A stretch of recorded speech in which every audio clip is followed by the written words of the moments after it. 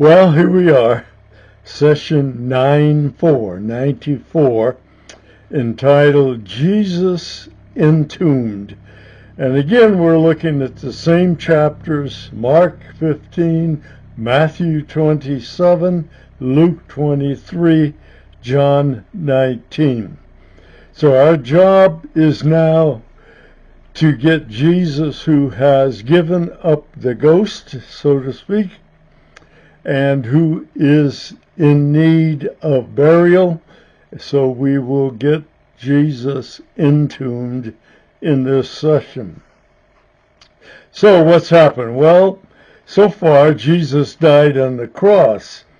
But what was important about the manner of his death? Why did he have to die precisely as he did? The answer is generally pretty simple: prophecy. What proof was there that Jesus was really dead? There are still people who say he didn't actually die. So, what was the proof? Who were the surprising men who took Jesus and buried him? For example, it was the Sanhedrin and their agents who put Jesus on the cross, or who insisted that he put on the cross. And now we're going to find that it was two of that group who put Jesus down from the cross and laid him in a tomb. Whose tomb? Well, we'll soon see. Who else witnessed the burial besides the two men who actually did it? How was the burial tied into Old Testament prophecies? And there are either other questions that can come along the side just the same. We knew that when men were entombed, it was not a simple matter to get them out of the tomb. So how does that happen? We know that on the resurrection day, the women who were following Jesus all this 3 years of his ministry, they were the first to find that he was no longer in the tomb. How did that happen? It's not a simple matter. Jesus' burial is described by all 4 gospel writers, and that's not surprising. Let's look at Luke 23, verses 50, 51, and 52.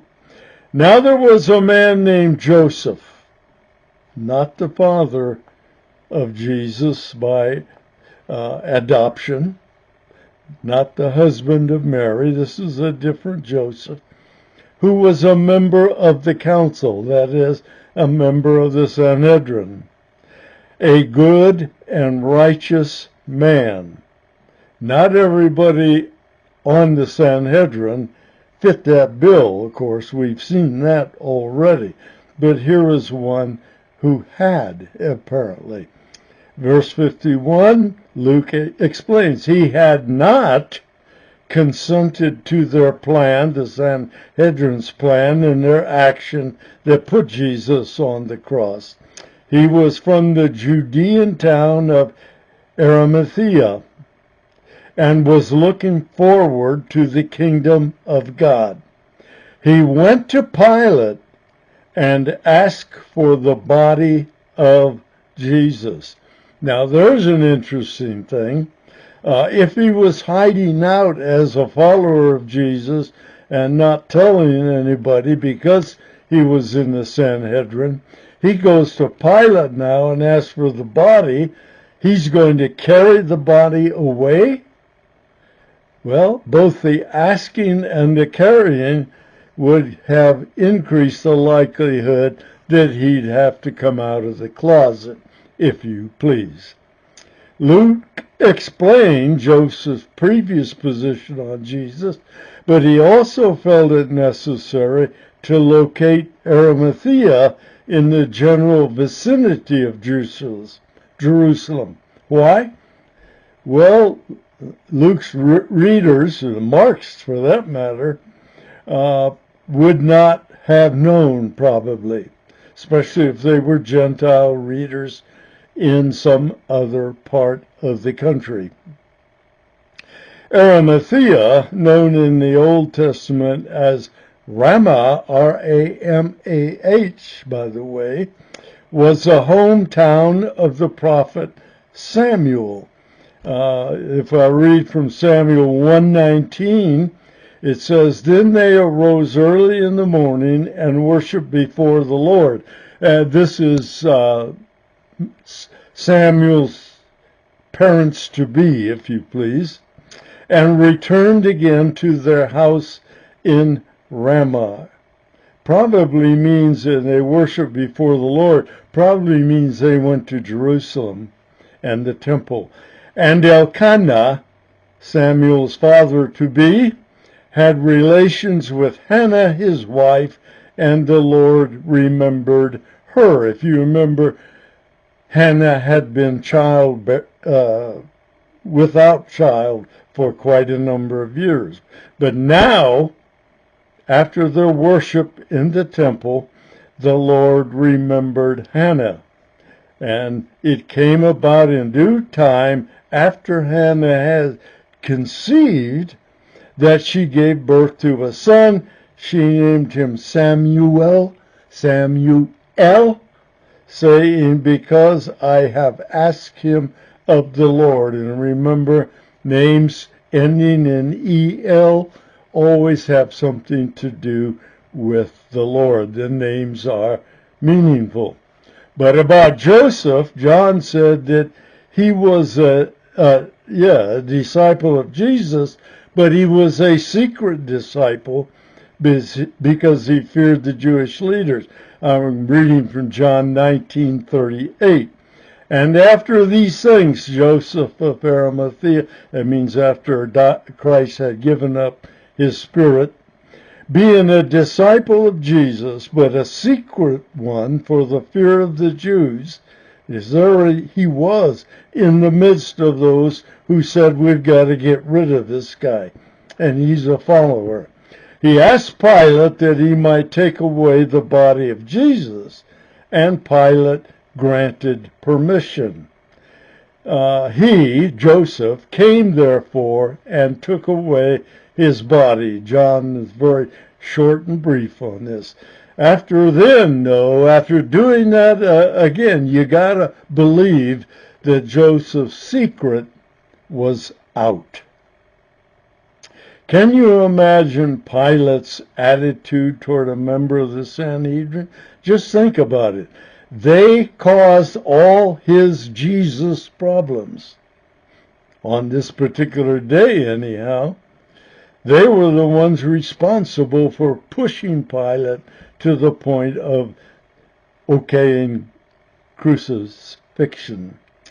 In Matthew 27:57, Matthew says that Jesus was a rich man, while Mark gives a better estimate of the timing of Joseph's actions. So remember, he is a rich man, and that has to do with prophecy again. We'll see that. Mark 15:42, "Now when evening had already come, since it was the day of preparation," it was Friday, but remember, Sunday is coming. That is the day before the Sabbath. The term evening now is a Jewish expression meaning sometime between 3 p.m. or maybe the entire time between 3 p.m. and sunset. It was still Friday, but just before sunset, when the day would change to the Sabbath, Saturday, and also in this case, the first day of unleavened bread. So the whole ceremony for Passover was getting ready to start. It was almost time. So sunset, of course, would be about 6 p.m. So they're sometime between 3 p.m. and 6 p.m. We're probably getting very close to 6 p.m. It was not the inner 11, nor the faithful women who buried Jesus, but members of the Sanhedrin. Names Joseph with his helper, Nicodemus. Jesus' death brought the courage of the conviction of these two men who were secret disciples, but it brought enough courage that they said, no longer secret. Let's go get this done for the man we follow as Messiah. It was a curiously bold move. Mark 15:43 speaks to that. It was dangerous, it was costly, and there was nothing for them to personally gain, at least not in earthly terms. In cases of sedition, the body was generally not released, but left on the cross as an object lesson. That ain't going to happen here because the Jews are saying you got to get it down. It's going to be a Sabbath. Jesus had just been officially executed for high treason. Pilate didn't like the Jews. Bodies of those crucified would normally be released only to a relative. The Sanhedrin, along with the Romans world, would know of the decision and the acts of Joseph and Nicodemus. So these guys, secret no longer. Although we see later in the book of Acts, Nicodemus remained on the Sanhedrin. The pair risked ceremonial defilement by handling a dead body. They were going to take Jesus down themselves. They were going to prepare his body, which means they got to wash it, they've got to wrap it, they've got to put spices on it. The spices are going to be expensive. And the tomb is going to be Joseph's personal tomb. So there ain't no secrets about this anymore in Jerusalem. Let's look at Matthew 27, verses 59 and 60. And Joseph took the body and wrapped it in a clean linen cloth and laid it in his own new tomb, which he had hewn out in the rock. So this tomb was carved out of a rock. And he rolled a large stone against the entrance of the tomb and went away. So the burial was in a tomb, carved out of a rock and not used as of this time. So this was an expensive gift that Joseph was giving to the deceased Savior. Like David, they decided that a sacrifice for the Lord must cost something. I don't know if you remember this episode or not. It was an episode in which David had caused a problem and there was a plague in Israel. He had to do something, and that something meant to acquire I think it was a threshing floor, not the one in Judges, but a threshing floor, which I believe turns out to be eventually the temple grounds. People have to check that out to know more than I do. But this was a very symbolic area that David said, I have to purchase this. I have to do something here. I have to build an altar. I have to sacrifice something, a burnt sacrifice to the Lord. So this was a big deal. And David went to the owner and said he needed that threshing floor. And the guy said, you can have it. David said, no. Here's what he said in 2 Samuel 24:24. I insist on paying you for it. I will not sacrifice to the Lord my God burnt offerings that cost me nothing. So that purchase, as I said, eventually I believe became the temple grounds. Was Jesus really dead when Joseph went to Pilate? Well, let's look at Mark 15:44 and 45. Pilate was surprised that he was already dead. He was surprised that Jesus was already dead when Joseph asked him for the body.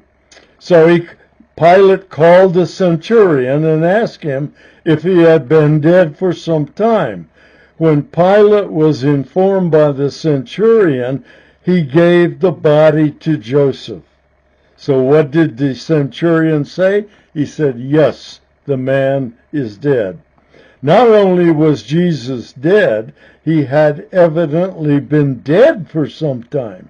Pilate wanted to be cautious, and Jesus gave up his spirit earlier than most men died. That's why they had to come and break their legs, which we'll see also. The burial process, which is another testimony to Jesus' actual death, and scene, the process and its scene, are described in pretty much detail. Not total, but quite a bit. First note what Isaiah 4 to 700 years earlier had predicted. At least 400, but I think probably closer to 600 or 700. Isaiah 53:9. He, that's the Messiah, was assigned a grave with the wicked. That's when he's executed on the cross for trespassing, for sedition.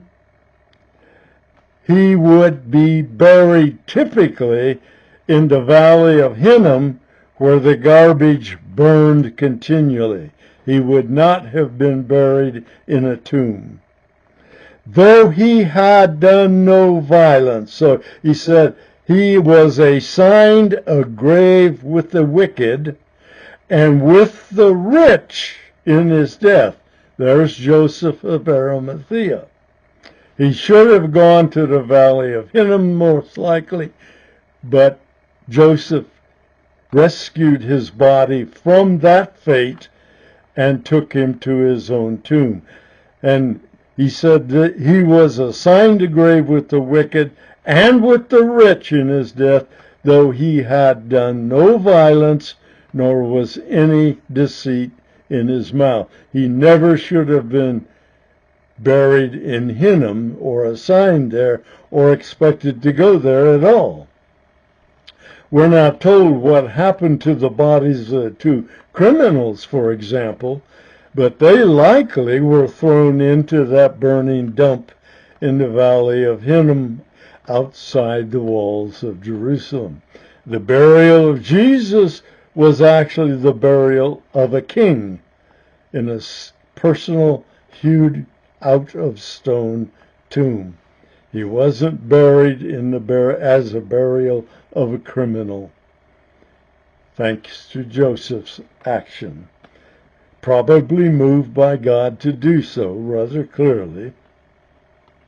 Mark 15:46, at least the first part of it, says, after Joseph bought a linen cloth and took down the body, he wrapped it in the linen. He probably would have washed it before that, but then he wrapped it in the linen. Now, somehow he's got to get a fully grown man's body to the tomb. Matthew 27:60. And he placed it in his own new tomb that had been cut in the rock, unused prior to this. Its use was exclusively for Jesus, as it turned out. Luke 23:53, last half of it, and Luke adds, where no one had yet been buried. It was new, unused. John 19:39 and 40. Here's where we get Nicodemus into the scene. Nicodemus, the man who had previously come to Jesus at night, accompanied Joseph, carrying a mixture of myrrh and aloes. Those are the spices they're going to put in the wrappings around Jesus. He would have been wrapped with strips of cloth and then in a linen sack of some kind. And how much spice did he have? About 75 pounds, John says. People interpret the word used to describe the weight differently, anywhere from 60 to 100 pounds. This translation says 75 pounds. But here, as Joseph and Nicodemus, two men with a fully grown man and 75 pounds of spices to carry. That sounds to me like they probably have some help. Both would have been capable of having servants, and so there may be servants helping out with these two men. We don't know. No mention is made. It just seems reasonable. Not necessarily true, but reasonable. Then they took Jesus, this is verse 40 of John. Then they took Jesus' body and wrapped it with aromatic spices, that was the myrrh and aloe from above. In strips of linen cloth, they wound the body in it and put the spices in the wrappings.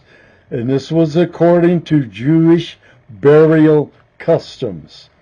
Matthew 27:60, the last half of that verse says, Then he, Joseph, rolled a great stone across the entrance of the tomb and went away. Now, so they finished the entombing.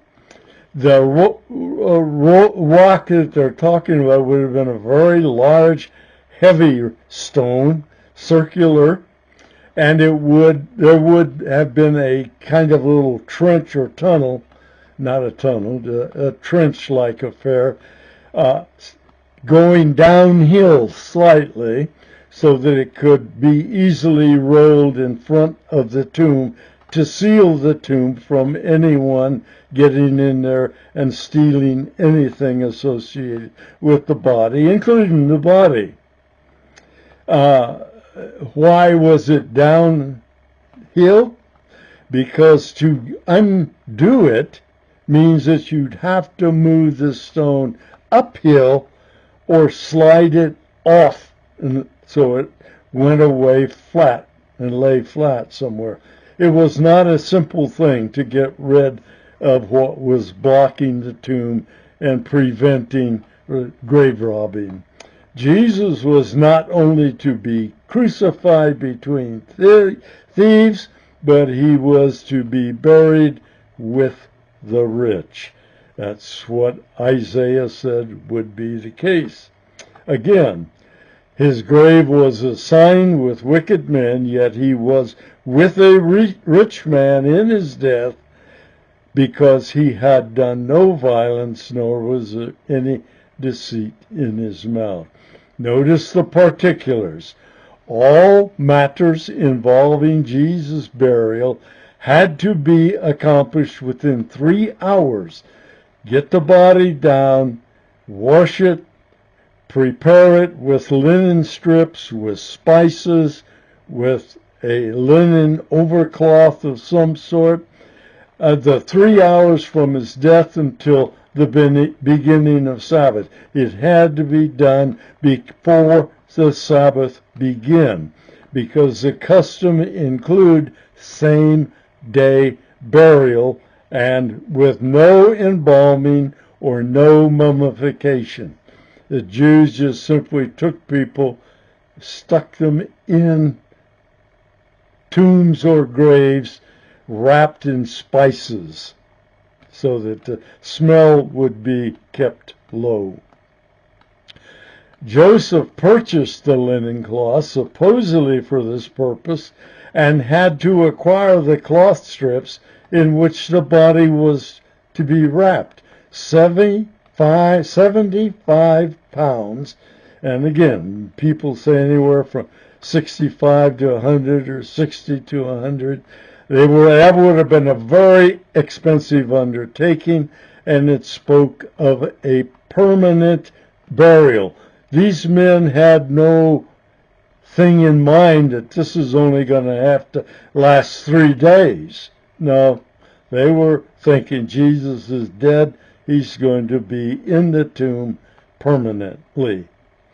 Joseph's intentions were evidently known by Nicodemus, who was prepared and ready to help prepare Jesus' body for burial. How Nicodemus knew, we are not told. Joseph and Nicodemus may have been joined by some of Joseph's servants, or even some of Nicodemus' servants, since carrying a body and 65 to 100 pounds of spices would be what? That could be up to close to 300 pounds. Although it's not, I have no idea what Jesus weighed, but certainly 100 pounds, 200 pounds wouldn't have been out of sight. Maybe he didn't weigh that much. We don't know. They probably, the two of them, washed the body, so they had to touch the body, which meant they were defiled. They were not going to eat the Seder that evening after sundown. They washed the body as well, since that was part of the burial custom. All burials had to take place outside the city walls, by the way. Whether in a tomb or a cemetery is not the issue. Death was to be outside the city walls. And Jesus was crucified. Yeah, one of these days, maybe not. Going to have to stutter over some words.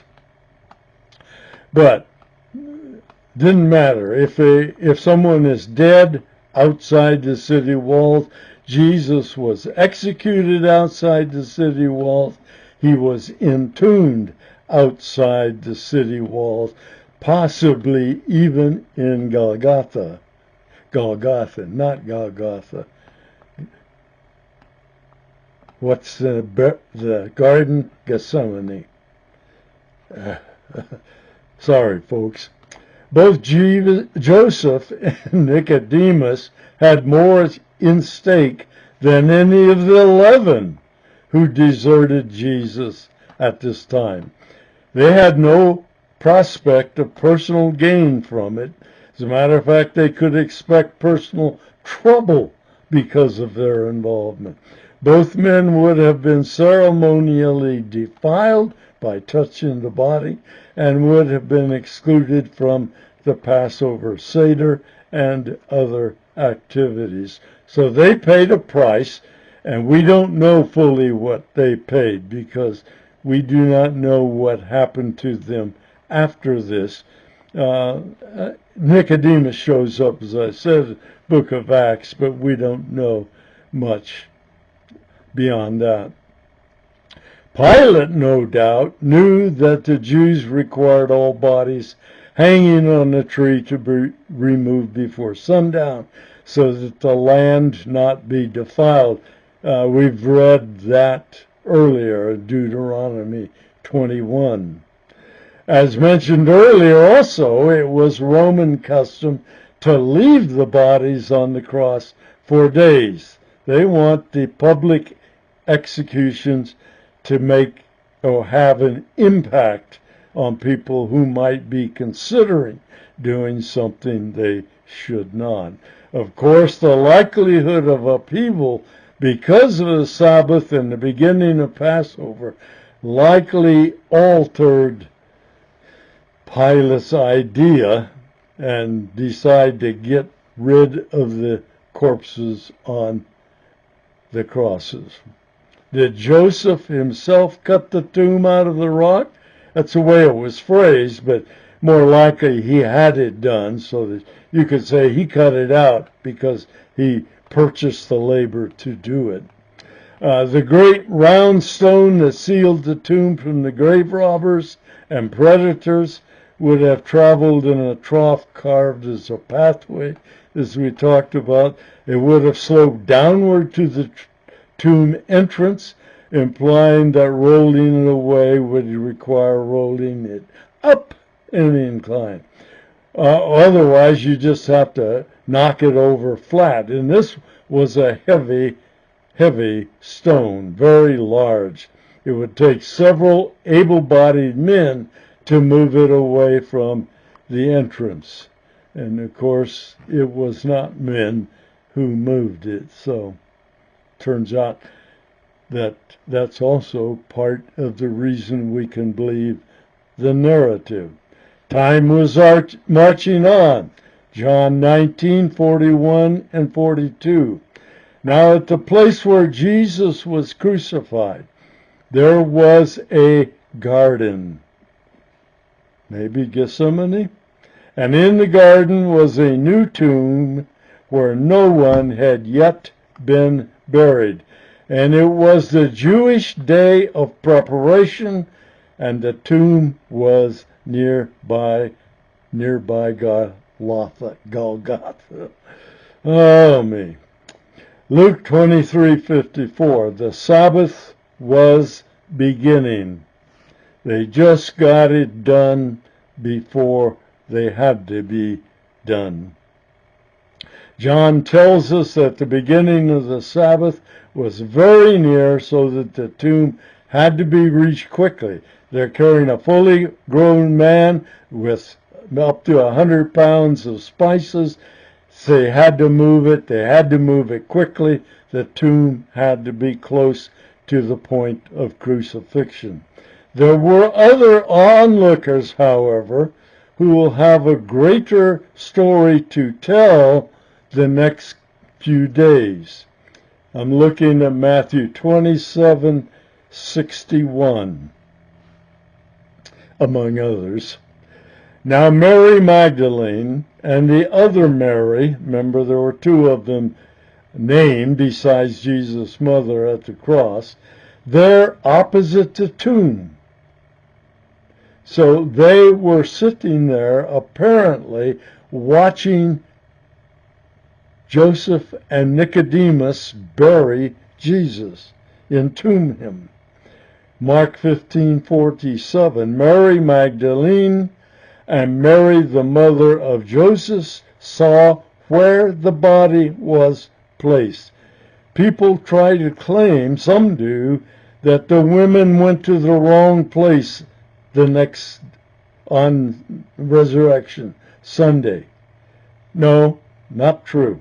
They knew where it was. Luke 23:55 and 56. The women who had accompanied Jesus from Galilee followed, and they saw the tomb, how his body was laid in it. They were close enough to understand what was happening. Then they returned and prepared aromatic spices and perfumes. They could not know from a distance, while they were watching, how good a job Nicodemus and Joseph had done. They may have think because they had to do it quickly, maybe it wasn't not a perfect job. Maybe more needed to be done. So they went back home for the Sabbath, but they prepared aromatic spices and perfumed aloes, myrrh, and so forth. On the Sabbath, they rested according to the commandment. These women were faithful to the law. Notice who was present at the burial. 2 male secret disciples from the Sanhedrin. At least 2 women who followed Jesus openly. Perhaps some servant helpers. Maybe even a couple more women. But there were a number of people who knew where Jesus had been entombed.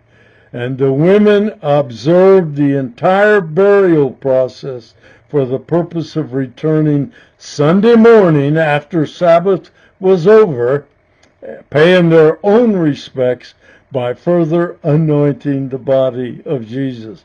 Remember Lazarus' sister Mary anointed Jesus' body at the supper, and Jesus said, "She's preparing me for burial." This was what he was referring to, except now it was other women, not Mary, sister of Lazarus, but 2 other Marys and others perhaps who were going to take care of doing exactly the same thing, only this time after Jesus had given up his spirit.